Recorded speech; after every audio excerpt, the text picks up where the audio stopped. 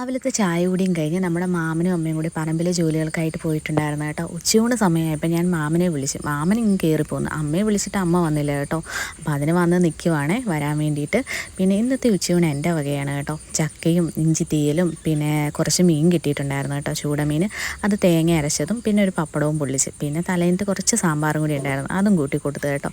പിന്നെ കുളിക്കാനുള്ള വെള്ളമൊക്കെ റെഡിയാക്കി വെച്ചെങ്കിലും അമ്മ പറഞ്ഞു കുറച്ച് പണിയും കൂടിയുണ്ട്, അത് കഴിഞ്ഞിട്ട് വരാമെന്നാണേ. പിന്നെ നമ്മുടെ ശുപ്പിപ്പെണ്ണ അമ്മയ്ക്ക് ശല്യമായിട്ട് വന്ന് നിൽപ്പുണ്ട്. പിന്നെ അപ്പോഴത്തേക്കും വൈകുന്നേരമായിട്ടും അമ്മയുടെ പണി കഴിഞ്ഞിട്ടില്ല കേട്ടോ. മാമൻ നേരത്തെ കയറി. മാമന് ചായയും കൊടുത്ത് മാമൻ്റെ കുളിയും കഴിഞ്ഞ് ടി വി കാണലും തുടങ്ങി. അമ്മ പറഞ്ഞു ഇതും കൂടി കഴിഞ്ഞിട്ട് പെട്ടെന്ന് വരാമെന്നാണ്. പിന്നെ നമ്മൾ ചായ കൂടിയൊക്കെ നടത്തിക്കൊണ്ട് നിൽപ്പുണ്ട് നമ്മുടെ ചിവാവ് ചാടി വന്ന്.